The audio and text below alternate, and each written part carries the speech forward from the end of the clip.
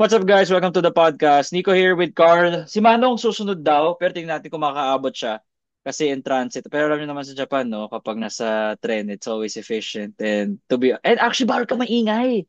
Kapag nasa tren ka sa Japan, hindi pwede yung 'di ba? Ganun Oh, para sa man. mga punta sa Japan diyan, alam niyo yung etiquette ng mga Japanese trains. Anyway, pag-usapan namin dito yung ano namin, in a way overreaction sa Lakers versus Minnesota game. Tapos yung kakatapos lang na Houston versus Golden State game wherein masaya yun for me.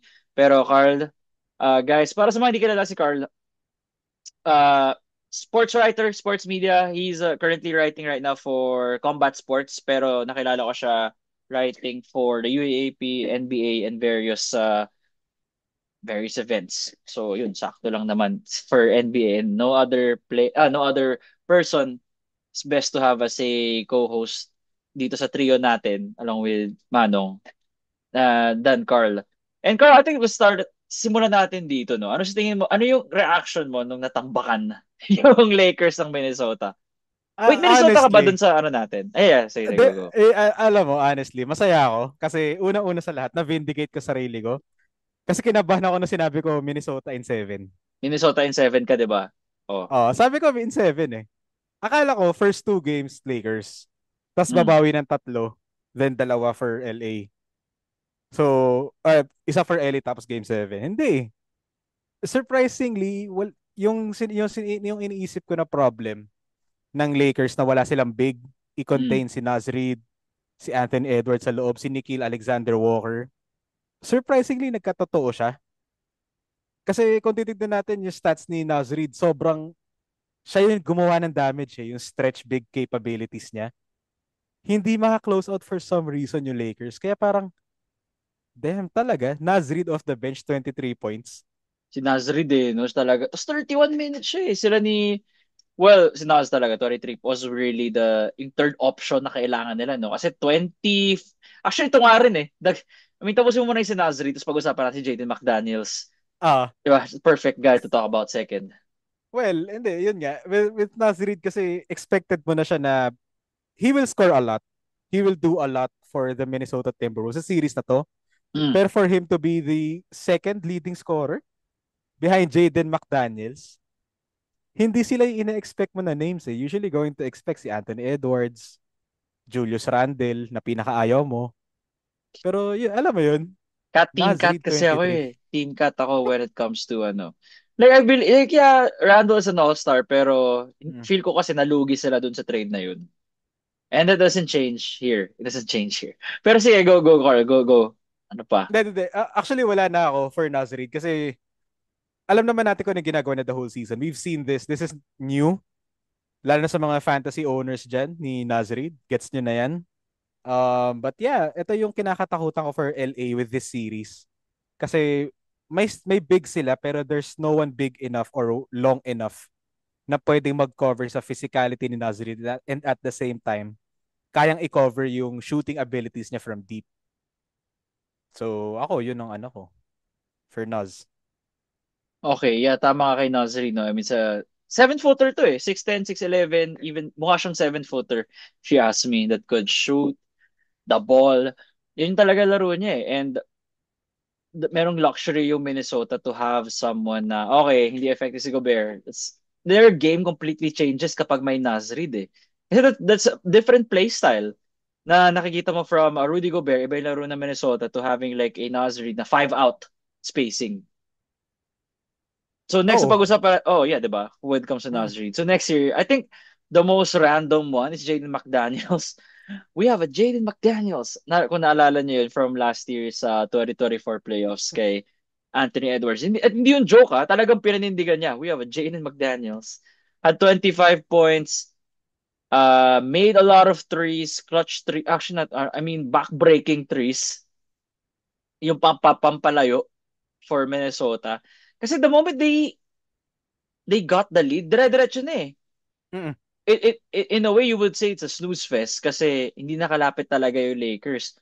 And it's because of guys like Jaden McDaniels na you expect him to give you 10 to 12 points and great defense. Pero grabe yung 12 plus 13 points off his averages, no? Yung ganyang kind of production. Totoo naman. Kasi parang unexpected eh. Unexpected. Tapos 3 of 3, 11 of 13 from the field. Hindi, anomaly siya in this game. Yeah, definitely. So 11 for 13. 11 for 13 sa field goal percentage. So alam yung ano talaga. You won't see that again because I know na JJ Redick will not adjust his game plan to react to the Jalen McDaniels game, I would say. Kasi that's bound to equalize, no? But if he scores something like that again in game 2, then baka maging 2-0 for Minnesota. Because those are the kind of performances that could give you the win. Kasi Mm. it just changes things to how teams really prepare. Another one here, I think napansin ko rin yung 7 turnovers ni Julius Randle. 16.5 rebounds, 5 assists. Pero may 7 turnovers siya. Pero pag tambakan naman na ganito, it really doesn't reflect sa Minnesota. We're just giving credit to Minnesota right now because they're the winning team. We're gonna talk about the Lakers in a bit. And Anthony Edwards really took on the challenge. Meron siyang cold photo. Ano ba yun? Parang yung Spider-Man photo Hindi na ko nga alam eh. Actually, hindi ko parang alam ano pa rin. eh, web sling na gano'n yung ginawa niya. Angas though, di ba? Maangas naman lahat na ginagawa ni Anthony Edwards. So parang, Yung aura. it's not surprising, pero hindi ko alam pare. Hindi ko gets ko ano yung ginawa niya. Feel ko talaga most aura si Ant over Mm. SGA. Ant ako over SGA. And aura lang Totoo naman. aura. Not Totoo naman. MVP. Not MVP rankings. Wala nga si Ant sa finalist, diba? It's Giannis, Mm. SGA, and Jokic. So, Giannis pala yung distant third.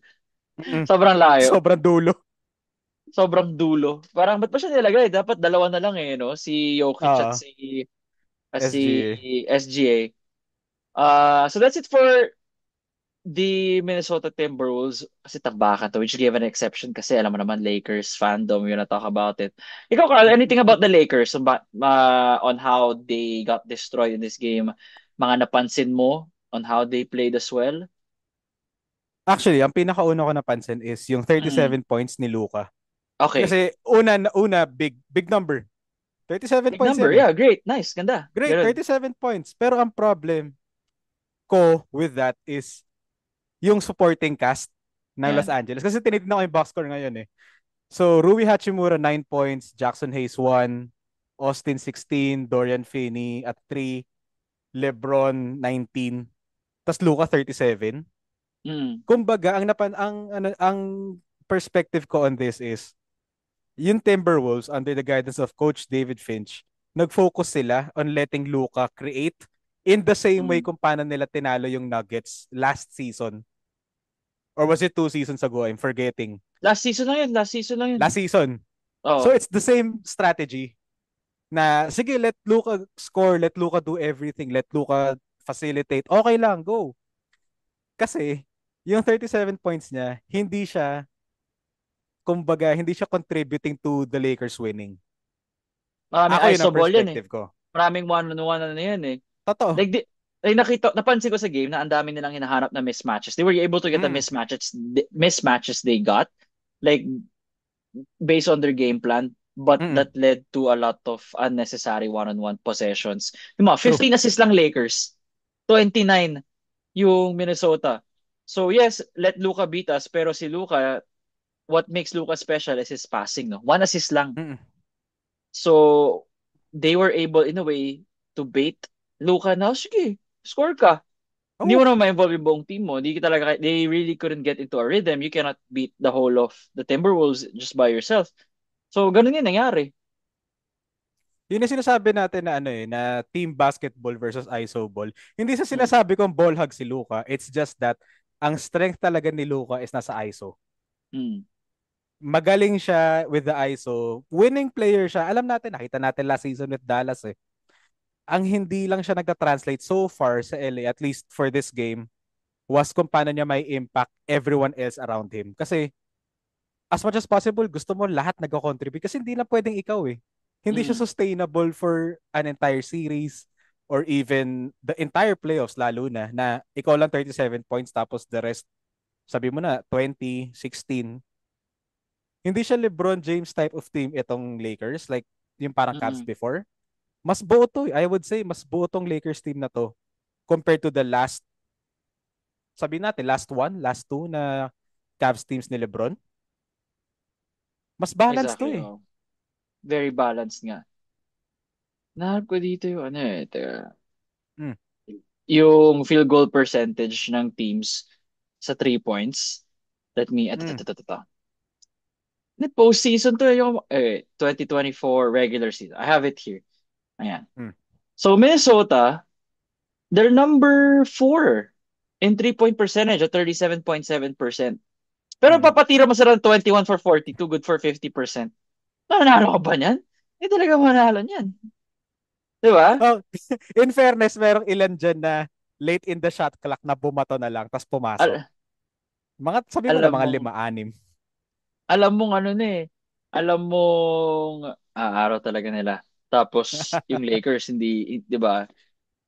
Their shooting leaves a lot to be desired. I think they were 39% in that game. Wait. Their whole 36, field, yan, 36. 36% from three. Pero field goal sila overall 36, 39. Mm. Mababa. Compared to 51 Oo. of the Timberwolves. So pag ganyan rin shooting, wala talaga. Madadali ka talaga. Hindi siya winning game for the Lakers. As in, nakikita ko naman na may effort pero sa sobrang tagal sa kakahanap nila ng mismatch, nauubusan din sila ng oras sa shot clock kaya ang papangit ng shot selection at times. Okay Mhm. naman eh. Normal naman yun. Talaga maghahanap ka ng mismatch pero sometimes kailangan mo itakbo na lang yung play eh. Yeah, actually, gano'n na talaga. Kailangan mo talaga, ano yung takbo yung play. But, yun nga, they're super, maraming one-on-one ISOs, maraming nagsisarili. And kasi dun sa court, pag nakikita mo, it looks okay. Like, okay, yeah, nakuha nila yung mga mismatch na gusto nila. But in the grand scheme of things, yun talagang gusto nila na here's Finch with how to play against the Lakers. And knowing JJ Redick, that's a guy that can adjust pretty quickly. Mm-mm. Kaya feel It's a ko tight ang matter, 2. Tight ang tight game ang 2. game two. Do you feel like the Lakers tie it before we move on to the Houston Dubs game? Do I feel like the Lakers tie it? Feel ko, hindi ako confident. Hindi ko gusto yung nakita ko sa Lakers in game 1. So I think it will take them 2 games to adjust. So by game 3, I'm expecting better na sila. Hindi ako confident for the Lakers in game 2. Okay, yeah. Tingnan natin kung paano makakabalik yung Lakers. Kasi ano eh, ang dami ako nakita mga post, ang tawa ako, di ba? Ang daming devastated. Alam mo naman sa Pilipinas kasi, di ba, it's usually Lakers country. Totoo. Ano yan eh? It's ano Panic eh, mode na parang, sila eh. parang ano eh, ano tawag dito? Lakers and Warriors usually yung hatian ng Pilipinas. 70% LA though, 30% Mm. sa Warriors. San Ay, Antonio hindi. rin. 70 May sa Spurs ka pa eh. Lakers, 28 sa Warriors, 28%, 1% sa Spurs, at 1% sa Celtics. May mga Celtics Ah, fans din dito may ah. contingent nga pala ng Celtics sa May Pilipinas. mga Oo nga, no? Celtics fans dito sa Oo nga, no? sa Philippines. May mga Celtics fans. Pero hindi ko sure kung tama ba yung hati. Kung 70-28-1-1 or maybe 70-20 for the Warriors, 5%. Kasi sa timeline ko, may mga Celtics fans talaga eh. Sa akin din marami. Marami akong kilala Celtics fans actually. Di ba? So, eto, next game, Mm. bago tayo before we finish this, is ano eh, yung Houston versus Warriors game, for me, this one, Mm. I was locked in the entire time. Oo, kahit tambakan yung simula, like not simula, second to third, end of third, kasi start of fourth. May momentum na kasi yung ano eh, Houston, end of the third quarter, nakat na nila yung once a 20 plus point lead to 11, heading to the fourth. Mm. Tapos from there, the fourth till the final last 2-3 minutes, nakat to three. And then nakalayo yung Warriors. And marami namang factors on why the Warriors won. For me, Steph Curry. Steph Curry was the main reason why they won. Tapos sina Jimmy Butler, play of Jimmy. In a time, this was a game na Draymond was, if we're gonna grade, Draymond's game today, he was like a B. Solid B lang. Kasi he tried his best to guard Alperen Şengün na he's giving up 5-6 inches. Pero si Şengün talaga sa All-Star, di ba? Hindi mo na, you Mm. can only contain him. Nandun na tayo sa point ng career ni Alperen Şengün na you can just contain him. And then, sina Brandon Pojemski, played so well, 14 points or 13 points, 8 rebounds. Mm. And si Moses Moody, I remember that corner three. It was 84-80. Hindi ko makakalimutan yun. Yung far Moody. corner. Oh, left corner, far corner, pagkakarisi niya. Inline sa TV. Yung pasok. So, nung nag-87-80, yun na yun eh. Feel ko Yun na yun yan. yung kill. That was the kill shot na, okay, hindi Yep, na makakalapit yung yep. Rockets dito. Ikaw, anong napansin mo sa game na to? Anything that stuck out? Lumabas yung sinasabi na veteran experience. Alam ko overplayed na siya. Yung idea na dahil veterans kami, mananalo kami. Overplayed siya in a lot of stories that I've seen online. Pero ito kasi hindi mo mada-downplay yung effect eh. During the time na naghahabol ang Houston or dumidikit na sila sa score, Mm. Steph Curry and Jimmy Butler were the ones leading the charge. It might not be them scoring, it might not be them assisting, pero alam mo, nakikita mo na may effort sila to involve everyone in the sense na hindi lang sila titira, hindi ka lang nila isa-set up for the shot, isa-set up nila yung next player na titira. Kumbaga, yung play tumatakbo, yung gumagalaw siya eh.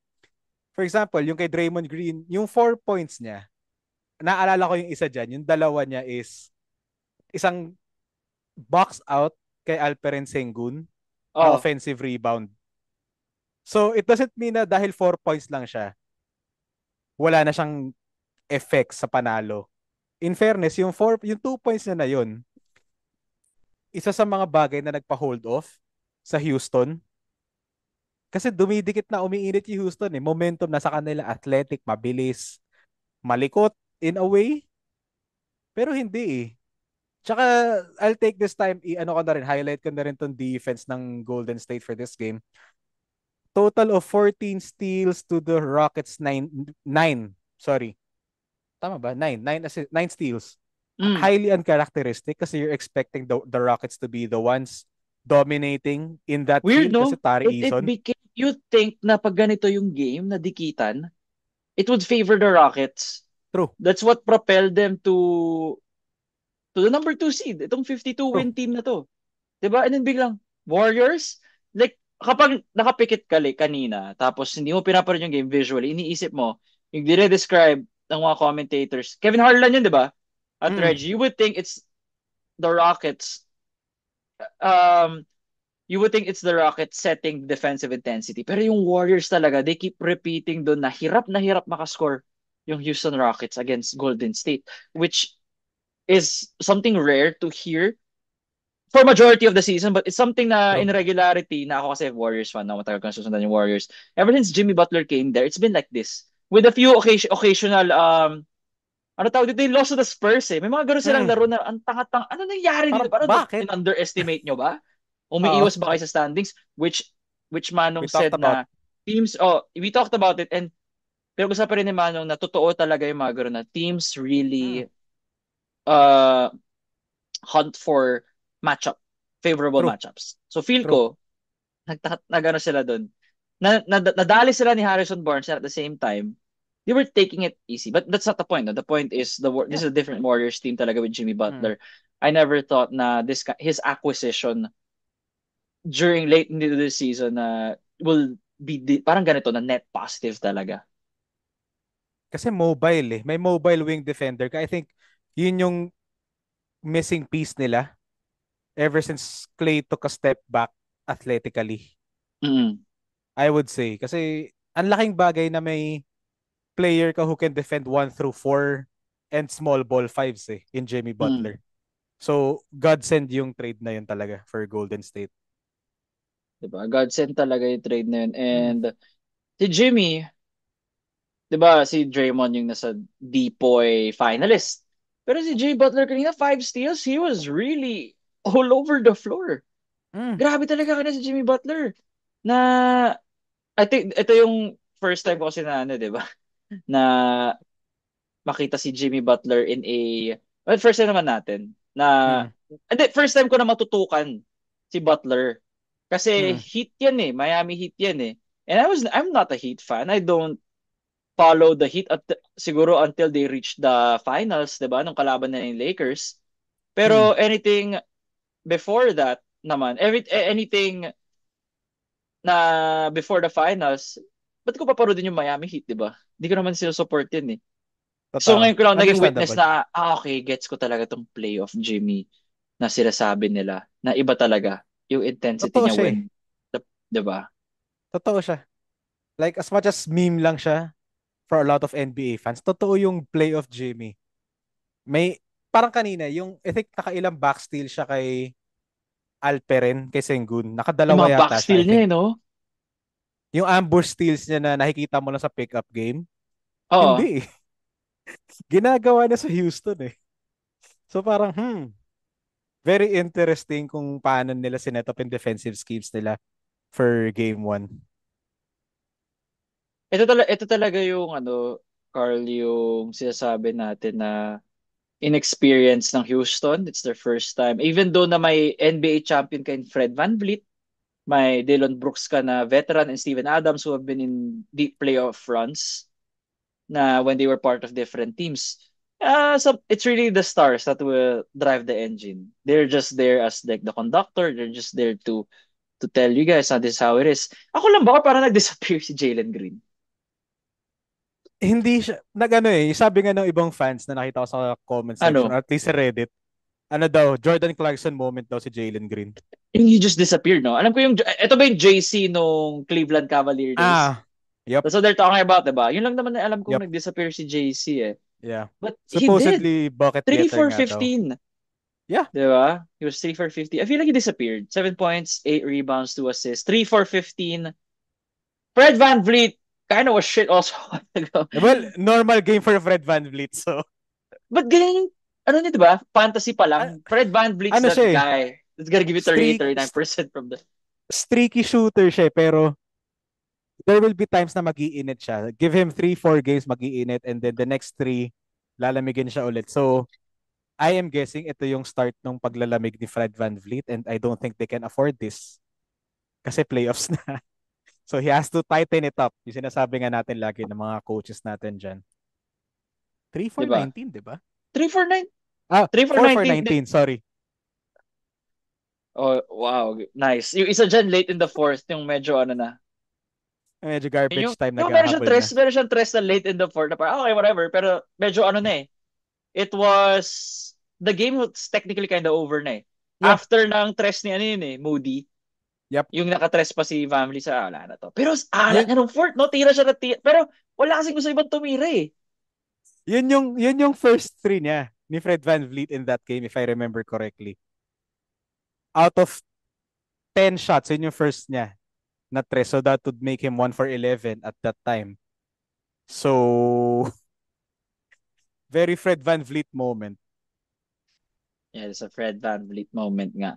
Ano ba dito during this game, mga na-feel ko, no? Um, so talaga si Jonathan Kuminga. I can't believe, no? Na DNP siya. Ah, Mas nilaro pa si Gui ba? Gui. Mas ginanaro pa sige, sige. si Gui Santos over him. Pati itong Oh, six Yuri minutes din Collins, yun. oh. Di ba may parang garbage time, pinasok lang, di man lang pina-garbage time to si Kuminga. But, di ba, like, Gary Payton was a -10. Yeah. May corner Something. 3 din siya yata kanina eh. Ah, hindi, wala pala. Di, Ah, may hindi, isa meron, siyang meron. tres, oh. May isa siyang tres. Sa may far corner, tama. Pero si Moody, I Moses Moody expect him spot. to be I hope he becomes more aggressive. He's kind of passive no first half, si Moses Hmm. Moody, pero he just came at the right time. I would agree. Yeah. Sayang, sayang. Pero yun nga, I think, last ko na lang, i-epal ko na lang, total nandito na eh. May Oh, point kanina si Reggie Miller, bro, na ayan, medyo sakto. interesting. Kasi late in the third, pahabol na yung Golden State, yung Houston. Maganda na yung momentum nila eh. So he said, Golden State has at least 2, arguably 3 bucket getters in Jimmy Butler and Steph. Mm. Arguable, Podziemski, arguable si Buddy Hield. So that could be 4. Oh, Pero ang problem daw for the Houston Rockets is it's still a young team. So hindi pa nila alam or hindi pa nila ma-figure out kung sino doon yung magiging takeover person. It could be Jalen Green, it could be Alperen Sengun, it could be Amen Thompson, could be Jabari Smith. Hell, it could be Tari Eason. We don't know. Because it's for sure na hindi si Fred VanVleet. Because he will take shots pero he won't make them that often. How do we see game two playing out? How do you see it playing out? Now, just to cap this off, no. I think it will be the same. I think it will be Warriors pa more or rin? less the same. I think it will be. So the Warriors will head to game three up 2-0. Yup. Yup. Mukhang I mali nga hope yung game so. 7 ko eh. I hope so. I hope so. Ako nga, Warriors in 7 gusto ko eh. Hindi kasi, ang taas ng tingin ko talaga sa Houston. But then I didn't get to realize na ito yung parang OKC, Mm. KD, Russ, Harden, their first go around nung na-eliminate sila ng Lakers nung second round, no? First round lang Yup. naman to, pero gets nyo naman siguro yung analogy ko, guys, no, na natsambahan sila, unfortunately, ng Warriors na siguro if they got Jimmy Butler, they could have been a top 3 seed. If True. they got Jimmy nung like sabihin natin na Jimmy was with them since game 1, this is a Warriors team na parang ganun yung trajectory ng record nila eh. Mm. But you know how the NBA works.